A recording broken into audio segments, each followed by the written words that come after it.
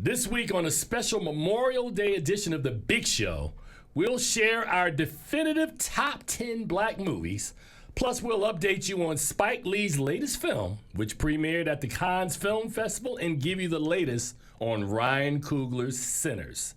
In addition, in our LightReel Spotlight series, we'll speak with Troy Pinkney, director of A Diva's Life. We'll also have reviews including Mission Impossible, Final Reckoning, Lilo and Stitch, and Final Destination Bloodlines. We'll have all that and more on the latest edition of Keeping It Real with FilmGordon. Let's go.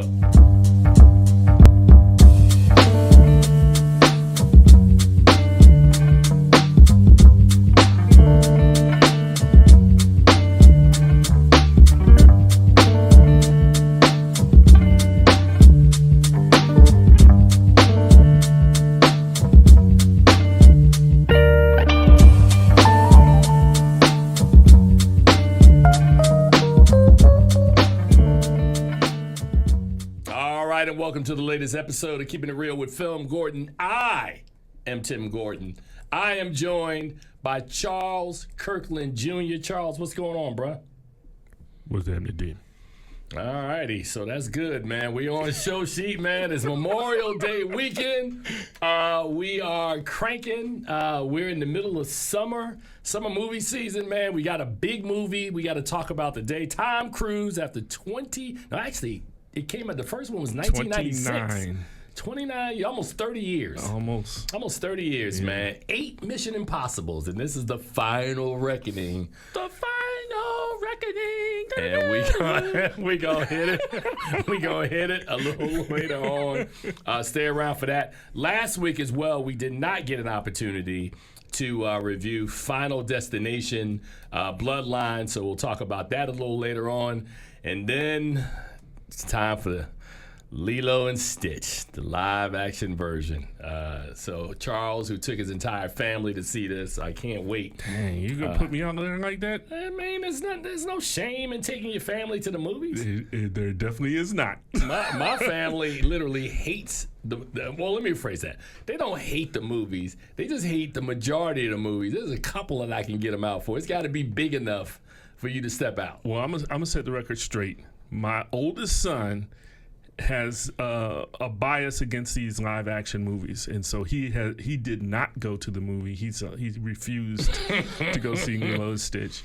But I'm gonna see what happens when How to Train Your Dragon comes around, because he loves that. He loves that movie. Yeah, he's got a bias against live action. He's probably gonna boycott that one too.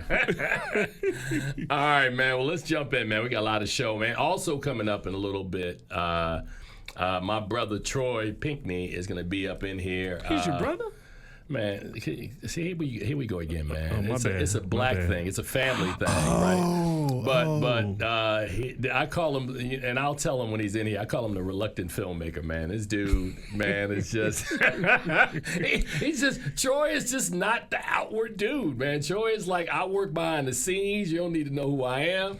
So that 15 minutes, which is really funny considering he co-hosts along with Dion Dub, the Hip Hop Corridor. So the fact that you don't want to be out there, you out there already. I don't even understand why this is happening. But Troy will stop in and we'll talk about his episodic that's going to premiere at our festival, A Diva's Life. So I'm looking forward to that conversation. All right, Charles, man, the Cannes Film... I keep saying Cannes. It's Cannes. The Cannes Film Festival is going on right now. There's no S. It's just Cannes. Whatever, man. That festival is going on, because we're not going to get into a back and forth on how do you pronounce the name. I'm LightReel. It's real easy. Now, but let me rephrase that. But I'm going to go back to Cannes in a second.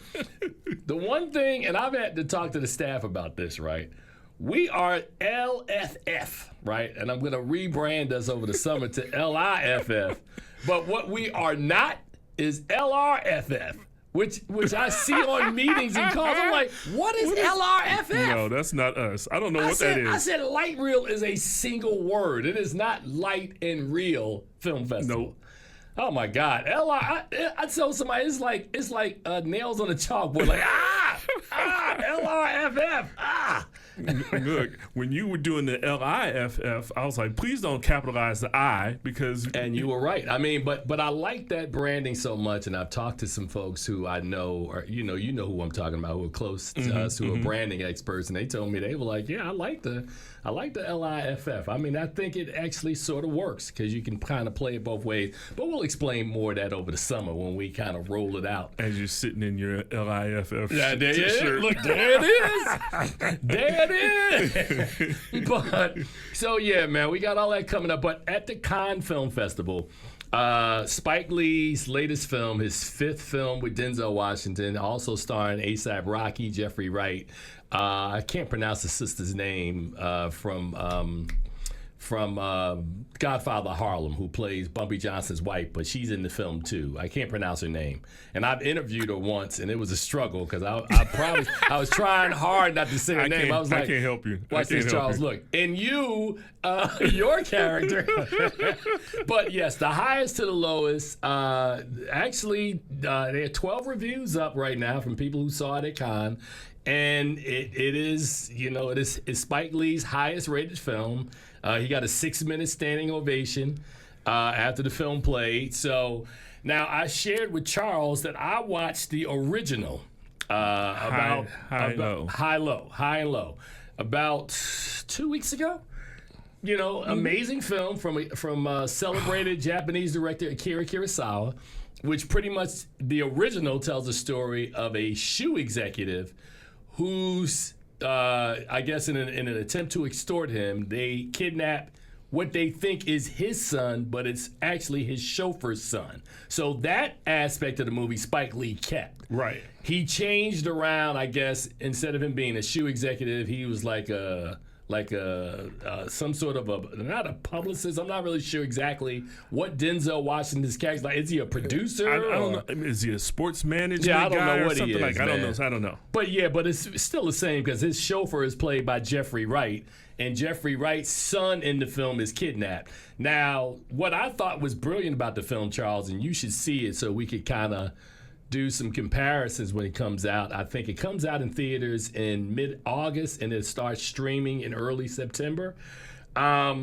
Is that it is the kidnapping is like half the film, right? Right. The other half of the film is this amazing police procedural drama of how they're trying to solve the case with the clues.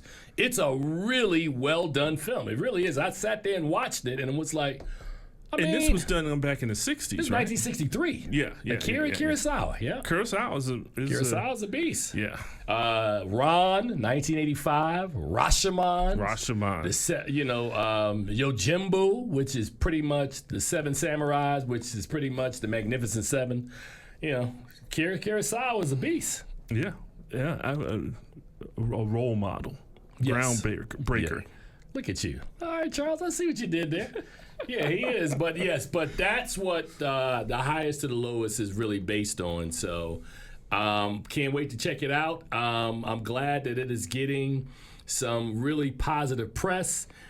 Spike announced that, since Denzel Washington is nearing retirement with like several more films, this is probably the 5th and last time that he gets to work. The two of them get to work together, which is unfortunate, man, because they've made some really strong films together. Yeah, but Denzel's trading up. He's going to Ryan Coogler to do. You funny, man. he'll do one film with Ryan Coogler, man, and that's pretty much it. But I think at some point we should do a show, Charles, where we look at some of these famous director-actor pairings, like a Scorsese De Niro, a Scorsese DiCaprio, Washington, Lee. Now you can add to that Coogler and Jordan. I mean, those combinations, when those cats connect, it's pretty special. I mean, even with Denzel has several people he's done those with. Yeah. Him and Antoine. Has he done more than one film with Antoine Just Fuqua? Training Day. Just Training Day.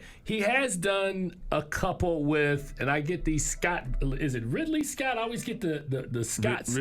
Is it Ridley he's done? Yeah. Yeah, it has been Ridley. So he's done Man on Fire. He did, trying to remember. He's done several. Oh, No, let me take that back. You said he's only done one film. Fuqua's doing the Equalizer series with him, right? Oh, you're right. Yeah, so he's done. You're So right. he's done 4, if I'm counting with Fuqua now. So that's interesting. So, but he still hasn't done as many with anybody else other than Spike. So he's done 5 with Spike. I don't think he's done 5 with anybody else. No, I don't think so. no. So yeah. So the highest to the lowest, like I said, man, that's gonna be coming up in a couple of months, man. Really, really looking forward to that. Now, also in news today, Charles, we were talking about Sinners, right? Sinners Wait, now. time out. We're not going to talk about the incident. What is there to talk about? A white man grabbed Denzel Washington. Denzel Washington cursed him out and told him, "Don't touch me." What more is there to say if you know Denzel Washington, which we do? We do. I don't even go near Denzel Washington. I mean, no, I'm not. Watch this. This is not a joke. This is real. Good. Denzel Washington has shown up at the Critics' Choice Awards, and I've seen him walk in. I went over to Denzel one time and was like, "Hey, man, love your work." And he kind of gave me a look, and I was like, "Yeah, man, I love you, Denzel. I'm going over here." You don't mess with Denzel Washington, so there's nothing really to say other than. There is something to say. Say what you got to say. What needs to be said is that dude was all out of pocket. Even if it wasn't Denzel Washington, it was if it was anybody else, and you tapping on him and interrupting him like that. Well, he's the out of second pocket. one. Now Denzel's better than me. The second time when that guy snatched him, Yeah. like my instinct as Tim Gordon would have been to turn Fisticuffs. around with a closed fist and in motion, but Denzel just turned around and pretty much said, "Stop it, Stop it. stop it." Well, he a little more animated than that, but But I'm saying, what is there to say, man, other than that? what else there is to say is all you guys who are trying to come for Denzel Washington, he was in the right. He was in the right. He's always nobody's coming. I haven't read anything negative about it. Okay. Because everybody who looks like us is like, yeah, Denzel is right. Yeah. Okay. Hold on a second. Are you coming in, or are you just gonna stand out in the hallway and? Brother, I ain't want to interrupt. Well, you not. Don't interrupt, man. Just have a seat, man. See, when I come on your show and you invite me on, I'm just gonna open the door and just sit down silently. But that's He's gonna Troy. kick the door That's Troy, open though. and let it slam against the wall. So let's I'm in continue. here! Let's continue talking about what we're talking about. We can get to ahead. Troy in a second. So my point is that there are people out there who are interested in trying to, like I told you, create these got you moments, right? Right. And Denzel Washington, to his credit, didn't, because like I said, they would have got me. They'd have been like, Tim punched the man in the face, because he's taxed Tim, and Tim turned around and just hit him. And that's what I would have done. But see, I'm not Denzel Washington. And I will also add, what was the movie I just did the junket several months ago? I was in New York for it. Remember when I went up? Denzel movie? He produced it. The one with his whole family. What was it called? The Piano Lesson. Piano Lesson. Thank you. So I'm at the screening that night. Denzel is there, right? His whole family, his wife, Pauletta, everybody's there, right? I don't want to be in the circus where everybody is downstairs, so I go upstairs, right? Right. So what's the brother's name? Potts, who played in the movie with him, but also played Brother Muzan in The Wire. Oh yeah. What's his name? His last name is Potts. Potts. Right, but he's in Piano Lesson. So he comes upstairs, we chopping it up, we talking, because there's an elevator, so I'm upstairs and they're downstairs, so they're coming up on the elevator, so I see Potts and I'm laughing with him. My boy from Oz, Dean Winter, who does all these commercials as Mayhem, he was there, right? Because he's in high and low as well, the highest to the lowest. So I'm talking to him, I'm teasing him, I'm like, how many houses has those commercials bought you? Like 3? He's like, nah, 1. So I see Denzel come up on the elevator and Sam Jackson. So both of them are close. And I just left them alone. I ain't got nothing to say to either of them dudes because you catch Sam in a bad moment, you getting cursed out. Y'all, see, y'all think these are acts, right? When Sam is like MFing people. No, that's real. Yeah, and Denzel, you've heard the jokes, man, where Jamie Foxx was talking about they were on the set and Leo was like, Denzel really knows that stuff. Yes, he does. So I'm letting you know as a public service announcement, I know y'all love Denzel Washington. Do not run up on Denzel Washington if you see him, because he will let you know. Because Denzel is still a brother from Brooklyn. Right. Right? Mount Vernon. Mount Vernon. Exactly. Watch this. Look. My point. Right. That makes it even. Look. He's still a brother from Mount Vernon. So See, I got a free pass to do. No, you don't, bro. Yeah, I do. Okay. Because all right. I do. Go up there and create your own viral moment and let me know how it works out for you. What you mean you got a free pass? What's the pass? Because you know somebody in Mount Vernon? I know a lot of people in Mount Vernon. Okay, let me try this again. But guess what? That's not the case. What's the pass? We belong to a certain fraternity together. Now that might work out for you. There you go. Watch this, because I was gonna say you from Philly, right? Yeah, I'm from Philly, yeah. So you cool with everybody in Philly? Nope. Exactly. I'm from Newark. I'm definitely not cool with everybody in Newark. Matter of fact, when I was growing up, we could live in the same area. You could live here. I could live here.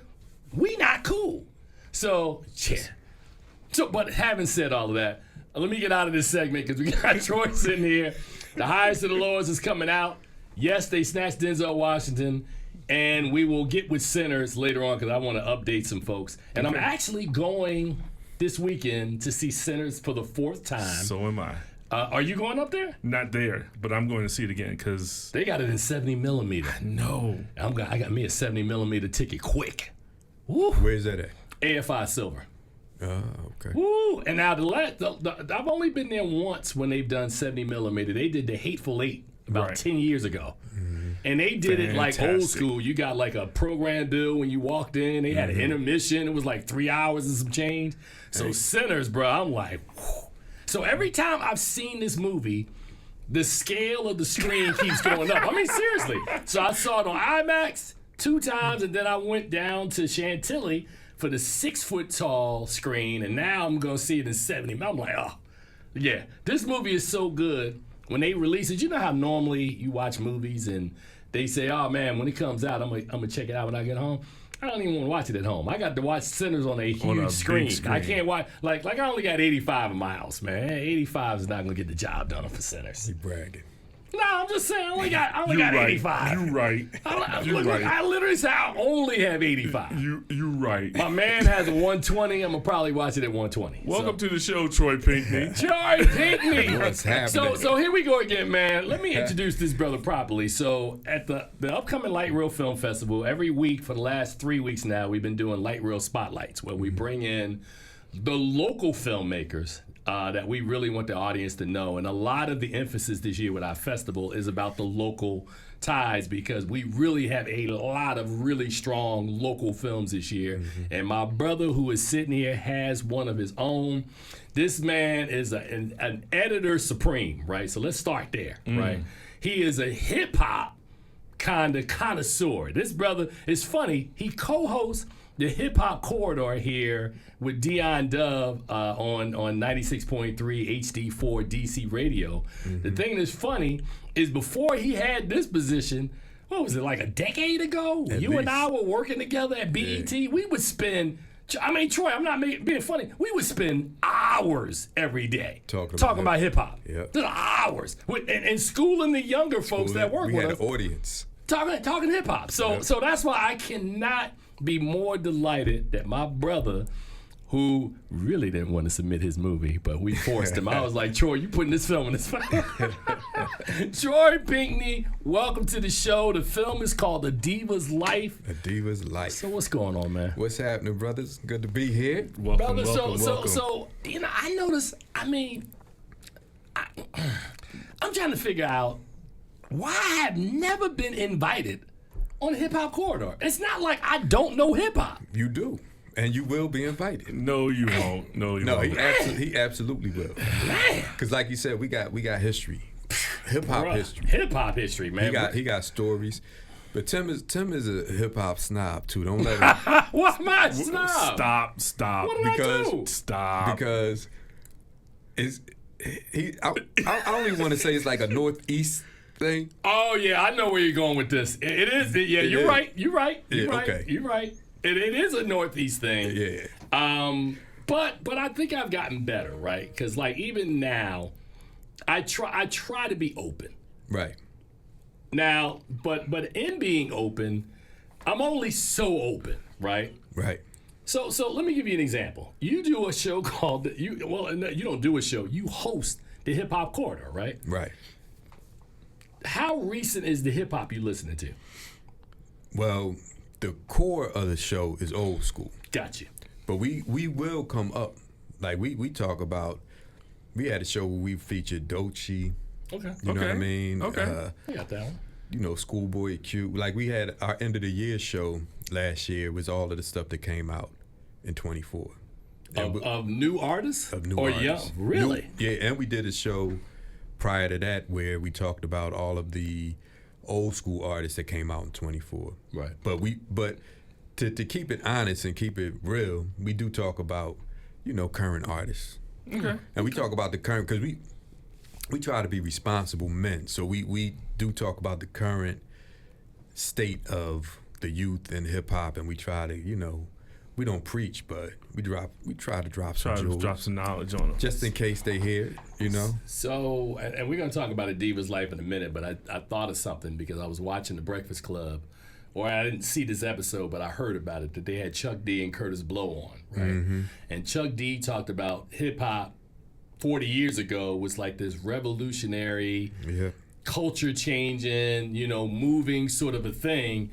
And he pretty much admitted it's not that anymore. No. It's not. Now it's just a financial money grab. It's a business. It's you know what? super mainstream. Super mainstream. But I mean, luckily, you know, with technology, you can be put on to some underground artists that are like still true to the culture. Okay. that aren't controlled by the businesses and the algorithms and all of that stuff.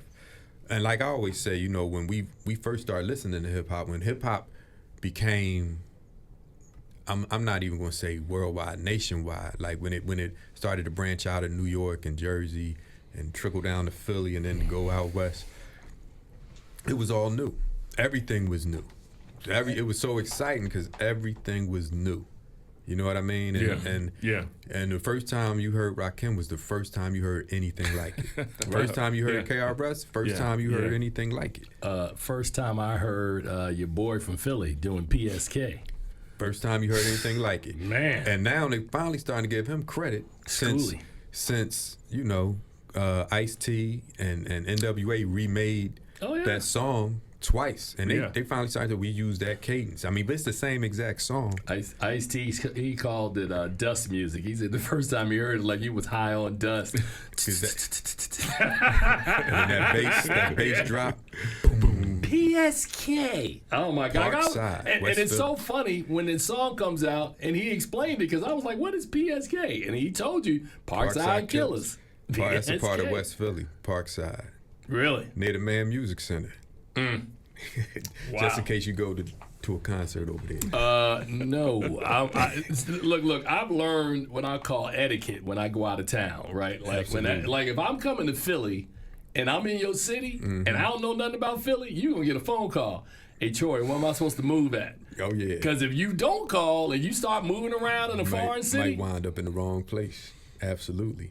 I never forget a quick story that I was in Chicago last summer and I called up a buddy of mine and I was like, you know, I'm downtown, man. What am I supposed to do? And he was telling me about all the spots.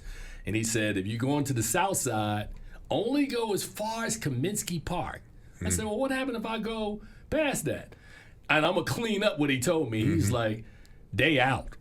Yeah. He said, they ain't got nothing to do. If you go up there and you get caught, it's going to go bad for you. So I was like, bet, that's all. So that's what I'm saying. Yeah, you got to have etiquette. Charles is the only one that really doesn't care. Charles will just roam around any city. I walk with God. God takes care of me. I walk with God too. But I also have discernment. Hey. Where you from, Charles? I'm from D.C. Oh, you from D.C.? Born and raised right here, baby. Okay. Yeah. Mm-hmm. Well, you know how to move. I know how to move. Yeah. Troy. Okay. All right, man. I'm a chameleon. Yeah, okay. Look, I see Shane back there. Look, Shane, please take notes. Move in an intelligent way in the city. Man, I'm telling you. Shane from Cincinnati, right? So Cincinnati. Look, I go to L.A., I go to the same pocket of L.A., Mm-hmm. my colors are neutral, I don't want no smoke when I'm out of town. Most definitely. Look, I don't want no smoke, man. So, like, I learned, man, like, Yeah, you got to respect your environment. Exactly. All right, brother. So hold on a second, man. A first ever episodic series capturing hustle, grit, and a behind-the-scenes look at what it takes to be a female athlete, both on and off the field. A Diva's Life. A Diva's Life. So before we get into it, what? I mean, is it as obvious as that? Like, you like sports, and these women are attractive, and they doing football, playing football, that attracted you and was like, we should document this? Basically, it's these women. I love sports. Right. I know you do. Right. And these women play football for real. For real. So what it is, most people think, when they think of women's football, they think of like the lingerie league, or they think of powder puff. Right. But these women play tackle football. They hit. You know what I mean? So it interested me, and the thing that I felt was more compelling was the stories behind, or the stories that went with them playing football, because they're professionals. Like, it's a professional league that they play in, and they don't get paid. They get sponsorships. They don't get paid, but they still have to work, and they still have to take care of their families. So I wanted to kind of document all of that, and how they had so much commitment to deal with their families, to deal with their jobs, because you got lawyers, you got teachers, you got police officers, you got actresses, you got, you know what I mean? You got, it runs the gamut from the professions. Yep. But they all are committed to football, and it's like a family. You know what I mean? And I just wanted to show that, give them some love, and kind of give some awareness to the fact, because they don't get a lot of support. They get like main support from their families and some people that might know, but it's a nationwide league. There's teams in every city. So when you're talking about the family and the commitment, you're not just talking about the Divas, the DC Divas, but you're talking about all the teams? I mean, did you get an opportunity to look at any other teams other than the Divas? The focus is the Divas, and of course you see some of the other players when they play, but the focus is the Divas. But the story is universal for the league. Okay. You know what I mean? Yeah. The stories that's going on with the Divas, I'm quite sure there's some parallel stories going on with some of the other teams. Like, there's a team in Pittsburgh. The year that we did the docuseries, there's a team in Boston, Minnesota. This year they played Philadelphia. They start out with Philadelphia. They play Tampa Bay. And it's two conferences. There's a West Conference and East, and then you got teams in California, Dallas, Alabama. So it's been around for over 20 years. Yeah. Wow. Yeah. You know what I mean? And most people don't know. A lot of people don't know. They don't have the big ESPN contract. So. Well, they do play on ESPN. Now ESPN too. Oh, really? All right, cool. Yeah. Cool. So and they hold the championship in Canton at the Football Hall of Fame. Yes, and they've been doing that for like 5 years. So, but let me ask you this, man, and again, I'm gonna be careful, because the last time I brought this up, man, y'all cats ran like we turned on the lights and the roaches was in the house. This is really your return back to the film festival. I'm not even gonna say the name of the first one. See what I'm saying? So, but I'm saying seriously, Right. So you didn't direct last time; you had just worked on it. Yeah, I was the last one. I was a producer and an editor. Right. So welcome back, first of all, to LightReel, and I think you are a good example of what it is that we're trying to do with this festival, of creating a platform that these sorts of stories can be told, right? Yeah. So we appreciate you for that, right? And I want folks at the festival to check out A Diva's Life on the big screen and get an opportunity to interact with you, because you're going to be doing a Q&A with this film afterwards. A couple Q&As, actually. So, well, yeah. Troy's going to be all over the festival. Yeah, I need the schedule, so I got to take that. I got to take that day off. I understand that you're doing a Q&A with rapper Priest the Nomad on Friday night after I Was the Weirdo. Yeah. Man. So, you know. Man, you got skills, bro.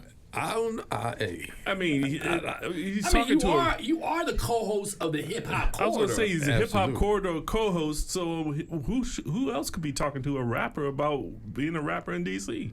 And I mean, your interview skills at this point are like, you know, they up here. I'm they all right. sharp. You know, I'm all right. Yeah, my interviews are a little unorthodox, I'll say. Hey, what does that mean, brother? That means that it's not a structure. So know what you I mean? but you're having a conversation. We're having a conversation. But see, I mean, one advantage that I have and my co-host has is that we've been in the industry for so long, and I've been behind the scenes for so long. You know what I mean? Like, I've directed interviews, I've produced shows that were, you know, talking heads. So I understand how interviews go. I understand what bothers me about certain interviewers, and I try not to do that. Yeah. You know what I mean? Like, so, you know. So I just try to, you know, like we interviewed DJ Cool on our last show, Right. and we just let it go. I told him, I said, it's gonna be fun, free flowing. You know what I mean? Don't censor yourself. You know, we'll deal with that in post. You know what I mean? Just be you. Just be you. See, Shane told me that post time is limited, man. So we try to be That's for our show. But this is see, I help Shane with the post Oh, on the hip hop corridor. look at Shane. Shane, like, yep. You know what I mean? So I understand that brother has a lot on his plate. He does. So I try to kind of deliver him a show that he doesn't have to do too much to. You know, back in the day, I had a co-host that worked with the show and would create it and like edit and make sure. But then he got too big to do it, so now it fell back on me. It fell back on me. No.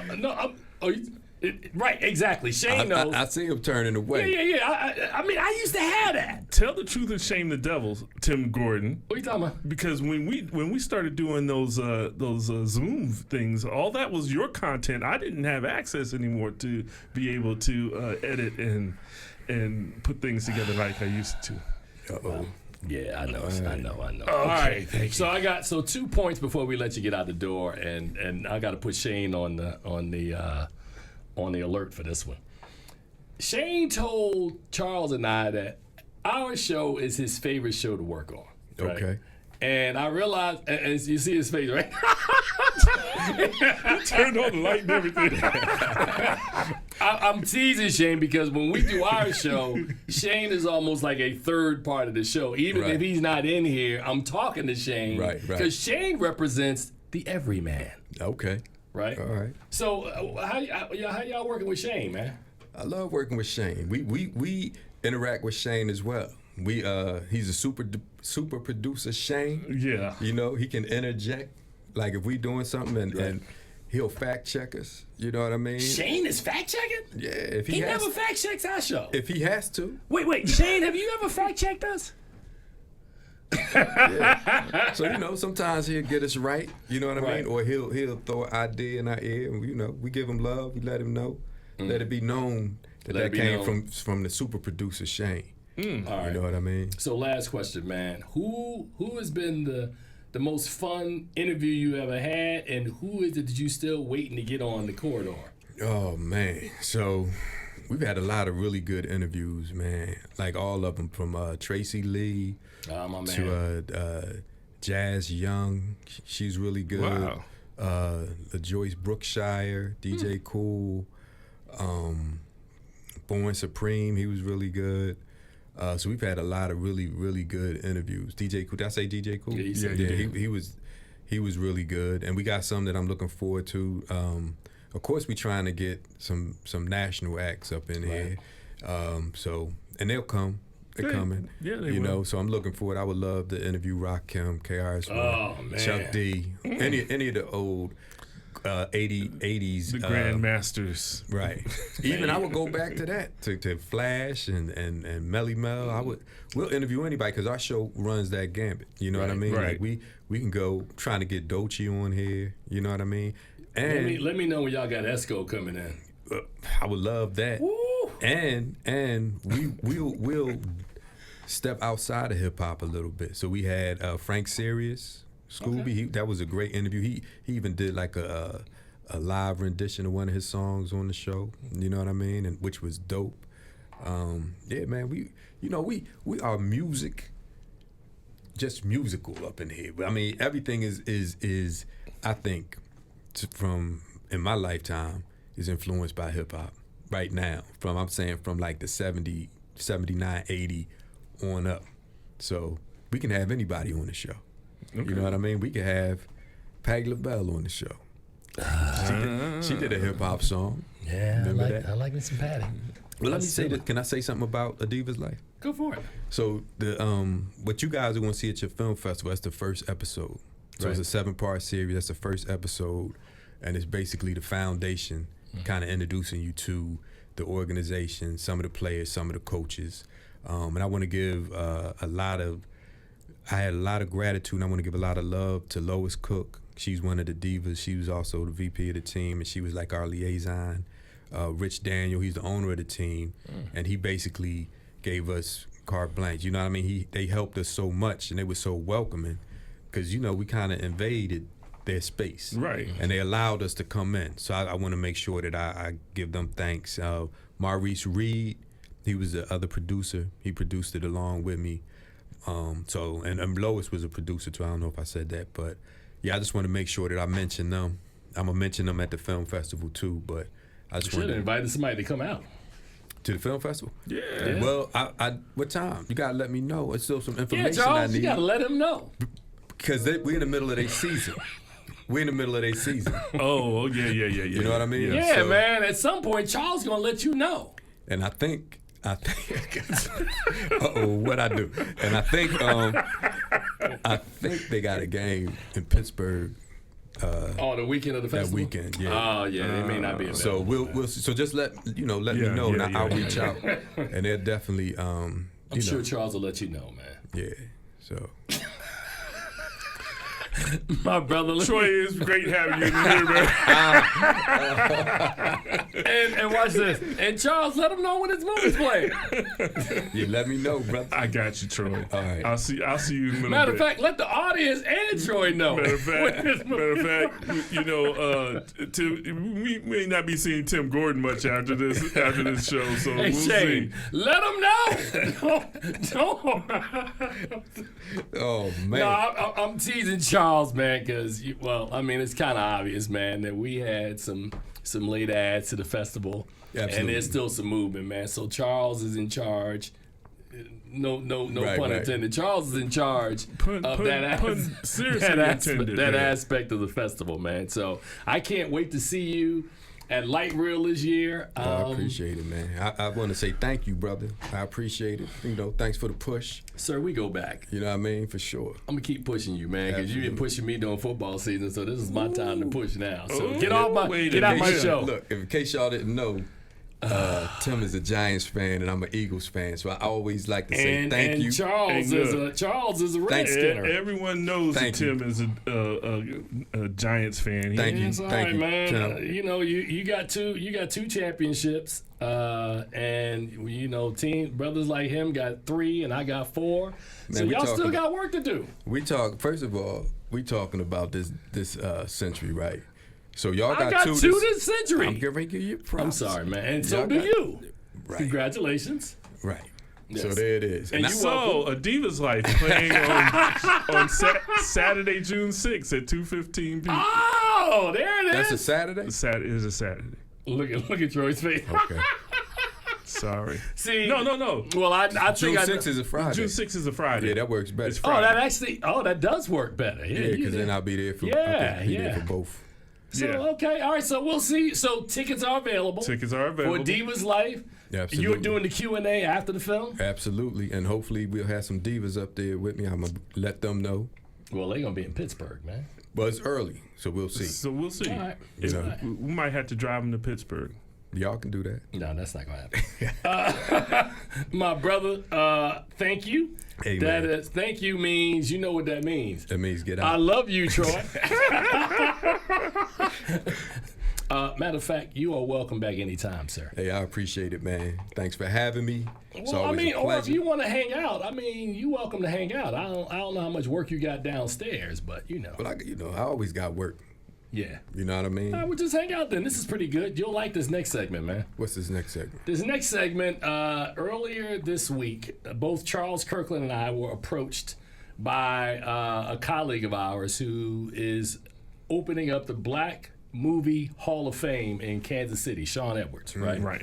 And Sean asked both of us to create a top 10 list of our favorite. Now, we call it black films. I call my list the definitive list of black films. You got to be so extra all the time. Sir, I'm a film guy. I do this, right? Like Troy's hip hop, I do that too, but I do this a little better than I do that. Right. Okay. All right, so here we go, Charles. We have to unveil our top 10 list, man. So how do you want to do it? We're going to go in inverse order? Starting at number 10 with a small explanation? Sure. All right. You going first? No. Oh, you want me to go first? Yes. All right, so I'm going to give you my list in inverse order, and here we go. So I'm going to start at number 10 from 1991, directed by Julie Dash, Daughters of the Dust. How did I know that was going to be on there? Daughters of the Dust is now this is I just wrote this out so I don't take a lot of time. It's visually stunning, spiritually resonant. This film paved the way for black women behind the camera. Sorta, kinda, right? Because prior to Daughters of the Dust, Julie Dash was a part of the LA Rebellion in 1977 with Halle Jarima and Charles Burnett and a couple other folks. Janaa Fanaka, who did the penitentiary movie, so they were all a part of that. Uzan Palsy has been around that time. What's the sister's name who did Losing Ground? Kathleen. God, Harris was also around. So there had been women filmmakers that have been around. But Julie Dash, I remember watching this movie in 1991, and the first thing I was in at a screening, and I screamed out at the end, I didn't get it. I didn't get the film. I don't understand what I just watched. But that was 30 years ago, so I had to mature to really understand. Okay, but it's still why is funny. that funny, man? It's still funny. You sitting there, I didn't get it. I didn't get it. I mean, and I've had other times when I didn't get movies, but I still think it's one of the 3 most beautiful movies I've ever seen. The cinematography is great on it. So that's my number 10 pick. What do you got at number 10? My number 10 pick is a 1971 classic that stars Richard Roundtree. I listed Shaft as one of the top 10. What's that look for? Jesus, you have Shaft. I do, because one of the top 10 black movies of all time. Because in its era, it stood out. I'm not saying a word. Okay. See, our lists are very different. So much so they had sequels and remakes, which actually became sequels to this original film, like 20 years, 30 years later. I understand the significance of Shaft. Okay. I get it. Okay. So why is it significant to you? Because it was the first time, and this is when I'm 5 years old when I see this movie, that I see a black man. I got that. That is strong and rebels against the system, and just has authority that is. He puts it upon himself, the authority. He doesn't get it from the people around him. He makes it himself, and that's a powerful film for me. I just wanted to ask. I mean, Okay. All right, I'm gonna do my number 9 film, and Troy, I just want you to sit here and understand the pattern. Okay. I'm gonna be looking at Charles crazy. My number 9 film is probably a film that a lot of people have never seen. I've seen it several times. From 1977, Killer of Sheep. 1978, Killer of Sheep, directed by Charles Burnett, right? Killer of Sheep is a story, it's described as a neo-realist mosaic of black life in Watts, quiet, poetic, and timeless. The story is about a guy who by day works in a slaughterhouse, right? Where he sees so much death and the killing of animals and blood, and when he comes home, he is just distant. Right, because he's like trying to distance himself from all of the stuff that he sees during the day, but he's emotionally distant in his relationships with his family as well.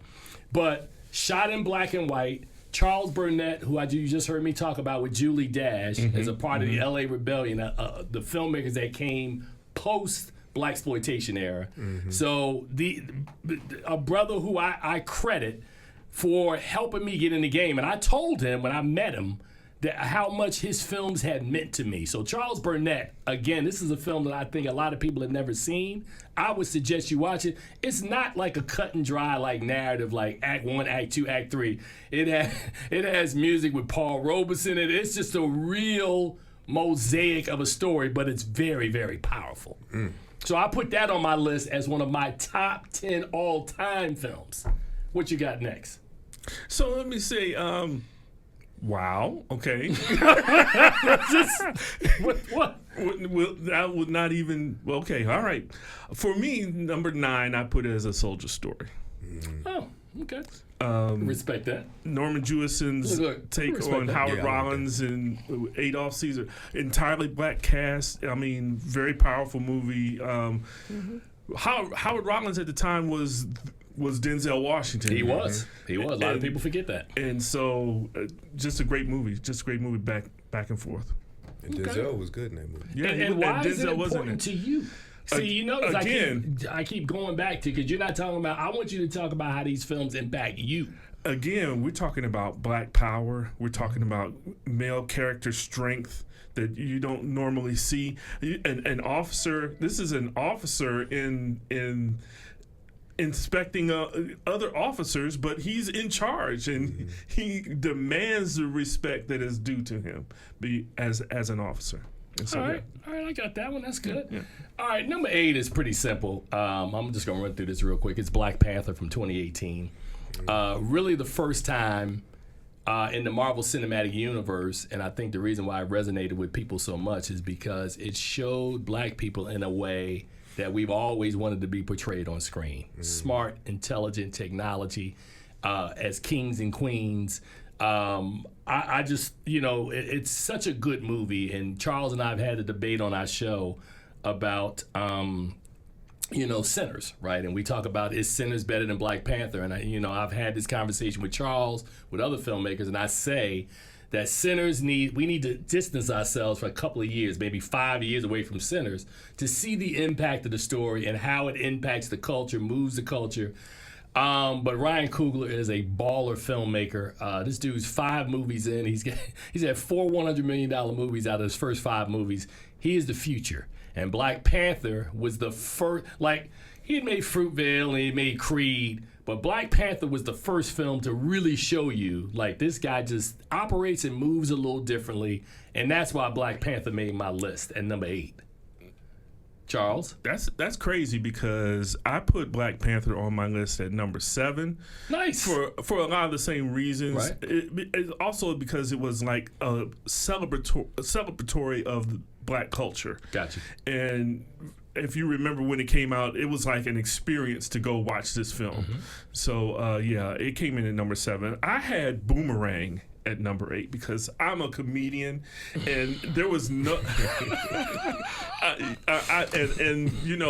Shane, let me just stop you for a second. Shane, when you ever heard the phrase, you got to understand the assignment? Charles is not understanding the assignment, man. Now watch this. I agree with you. These are good films, all of them. It's great to me because Eddie Murphy, Halle Berry, I mean, total black cast. I'm with you. Yeah, The soundtrack is banging. I mean, everything about this movie is just excellence. And so, it's number 8 for me. And then 7 is Black Panther, so you can do your 7. Got you. Number 7 for me is Eve's Bayou. Eve's Bayou, released in 1997. That's a good Southern pick. Gothic meets black female introspective in a richly textured and atmospheric gem, directed by Casey Lemons. Casey Lemons, how do I say this in a nice way? We always say that there's a difference between a John Singleton when he does Boys in the Hood, when somebody comes out with a debut that's just like Lauryn Hill, right? You think about it in hip hop terms. Eve's Bayou is sort of like Casey Lemons is Miseducation, right? Okay. She will never make another movie as good as the one. She hasn't made another movie as good as Eve's Bayou. Sam Jackson, Lynn Whitfield, young Journey Smollett, young Megan Good, Debbie Morgan. This movie is super special. And I knew it was special the first time I saw it. It just really, really touched me, man. And I've never forgotten how that story is unspooled and that powerful end in the third act, man. Like, wow.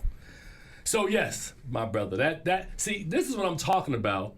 That's an excellent pick. Thank you, man. That's an excellent pick. We're not going back and forth. But What's number 6, man? He's not on my list. I'm just gonna say. What's number 6, man, for you? Number 6 for me is The Color Purple, the 1985 version. Oh yeah, it's a good pick. It's a good pick. So of course, the remake of Alice Walker's classic book with Oprah Winfrey and Whoopi Goldberg and Danny Glover, and it's just a fantastic look at life in the South and interaction between men and women, and just a celebration of female natures, sisterhood. Gotcha. Just a powerful movie. It is. It made me cry. I saw it when I was 20, whatever age I was, but I walked in, I cried. They had me fill out cards at the end. I was like, oh, God. I was 17, and this is the first movie my wife and I went to see together, but we didn't end up sitting together. So fortunately, because she didn't get to see me cry, so she was on the other side of the theater. I'll tell you the rest of that story some other time. What's your next number 6? Number 6, man, is a movie when we did this list 30 years ago was number 1, but it's number 6 now, is Raisin in the Sun. Sidney Poitier, 1961, Ruby Dee, Claudette McNeil, Walter Lee Younger. I mean, if Malcolm X is Denzel Washington's definitive performance, A Raisin in the Sun is Sidney Poitier's definitive performance. There's a scene in this movie when you remember that they were going to use the life insurance money from his father, his late father, and he had given a portion of the money to some guy to go up and spread the money around up in Springfield, Illinois, and the guy lost the money. And there's this great scene, Charles, you know exactly where I'm going, where he goes, Willie, not with that money. Sidney Poitier was never, to me, I don't care, even we talking about summer 67 Sidney with Heat of the Night, Guess Who's Coming to Dinner, To Serve With Love. He was never better in any movie, in my estimation, than he was in Raisin in the Sun. And along with Ruby Dee, Diane Sands, that pretty much, you can tell, like, as we doing this list, look at my face when I'm doing my films, and look at Charles's face when he's picking really good films. Because you're picking really good films. I want you to dig deep and get some great films. We may have to revisit this again. But none of these films are on my list. Thank you, sir. Go ahead, man. What you got number 5, man? I appreciate it. What you got number 5 for me? New Jack City. Now that's a good movie. We're getting to my list. Now that's a good movie. Wesley Snipes. It's not on my list, but that's a good movie. That's a good movie. Ice-T, Alan Payne, the seminal look at. This is a black gangster movie that we've never seen before. Nino Brown and the Cash Money Brothers. If you want to look at a portrait of what life is in the city back in the 80s, 90s, when the drug culture was high, this is the movie that will give you that look, that snapshot at what it was to be black and a gangster in the city. Gotcha. That's good. That's a good film. That's a good pick, bro. I got you. And I'll take your number 5, and I'll give you my number 5. John Singleton's debut, South Central LA, 1991, Boys in the Hood. My God, That's my number 4. Boys in the Hood is outstanding. Oh yeah. Now again, when we talk about I was just talking about with Casey Lemons a couple of picks ago. And I love John Singleton. I love Snowfall. He never made another movie like Boys in the Hood, bro. He never did. It was like there's something like Orson Welles' first movie was Citizen Kane. Spike Lee, I will say, did She's Gotta Have It, and he made a couple movies better than that. She Gotta Have It wasn't even his first movie. It was his first studio film, his first student thesis. Okay. So he continued to get better, but there's some people who like peaked at the top. And not to say Orson Welles peaked at the top, but yeah, pretty much did, because he never made another Citizen Kane. So yes, Boys in the Hood, man. Lawrence Fishburne. It's described as authentic, heartbreaking, and urgent. Singleton redefined youth cinema with his debut. He really did. And I'm gonna leave it at that. Charles, what you got? I said number 4 is mine. That's not my number 4, so you might as well go ahead with your number 4. My number 4, man, how do I even talk about this movie? Is 12 Years a Slave. 12 Years a Slave, I'll just quickly say, I remember like it happened like 5 minutes ago. I went to the screening of this movie, and I compared it to being on a roller coaster, and I hate roller coasters that I couldn't get off of. And I sat there, and as long as the movie kept going, and I slid down to my chair to the point where my head might have been like by the end of the movie. But I told people, and I stand by it, it's the closest experience that one can have to being a slave without having to be one. So it is such an impactful movie. Can't watch it more than once. That was it. I saw it the first time. I was like, I think I got it. I don't need to watch it again. There's no nuance, nothing missing. The cinematography. No, I'm good on that. Look, my children have never even seen 12 Years a Slave because I can't sit through it again to watch it. I'm not. Yeah, man. It is. Have you seen it? Yeah. It's a fantastic movie. But it's brutal, but it's fantastic. But it would make my top 10 list just for the fact that there's no rewatchability in it. No, I got you. That's why. Well, never mind. Go ahead. What you got? Because I started to shade another movie, but I'm not going to do that. But go ahead. Number 3 on my list, Do the Right Thing, Spike Lee. Good choice. That's a really good choice. All right. I'm not going to say any more about it. You have to say anything? Okay, that's cool. We got time constraints. Okay. Let's get going. Number 3 for me is Moonlight from Barry Jenkins. See? The only black film to have ever won Best Picture. This story, no, bro. Again, I love LGBTQ, Barry Jenkins, man. Like it is a majorly important film. It really is. It's very significant, very emotional. Mahershala Ali. Who's the young lady? Trevante Rhodes. Oh my God, it is such an amazing film. To me, it was good performances in that, but the construct of the film itself was too. It jumped around. It was too abrupt for me, just the way it was edited. Got you. Okay. Oh, so you ready for my number 2? Yes. My number 2, and I fought long and hard over which was going to be number 2 and which was going to be number 1. Malcolm X comes in at number 2. Denzel Washington, Spike Lee, seminal story of one of the icons in Black history, played so well by Denzel Washington. You forgot that what Malcolm X looked like, and that you think Malcolm X is Denzel Washington. And just the way Spike constructed that story from beginning to end, fantastic. And I think probably Denzel's best work ever. Number 2 for me is on the screen. Cool. Malcolm X. Number 1 for me is Do the Right Thing. Oh, wow. Now, you notice my top 10 films all time, the top 2 films on the list are both by Spike Lee. Spike Lee's a giant. Spike Lee, and I've said it on this show, is probably, no disrespect to any other auteur, after 40 years in the game, Spike Lee is probably the greatest black filmmaker that America's ever produced. Period and point blank. I mean, I love Ryan Coogler, but you 5 films in, man. Spike's been doing this for 40 years, bro. Spike Lee, to me, is on a level with a Scorsese. He's on a level, he's probably on a level with a Nolan. He's on a level with any great director. Like, he just happens to be black. Spike Lee is an amazing filmelmaker. I mean, you said the same thing a couple of weeks ago about Ryan Coogler. I did, but Ryan Coogler is 5 films in, and he is the torchbearer of, as Spike Lee passes it from the 3rd Renaissance to the 4th, he's giving it to Ryan Coogler. Yeah.